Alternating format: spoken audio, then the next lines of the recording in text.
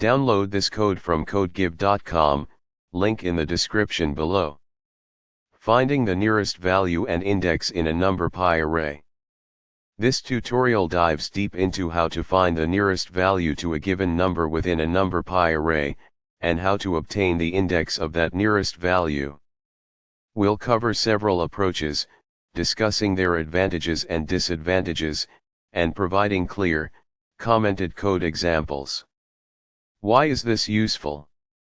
Finding the nearest value and its index is a common operation in various fields, including data analysis, identifying data points closest to a specific threshold or query value, machine learning, finding the nearest neighbors in feature spaces, signal processing, identifying the closest frequency or amplitude to a target value, image processing, finding the closest color in a color map. 1. Basic concepts. Before we delve into the code, let's understand the core concepts. NumPy arrays. NumPy is the fundamental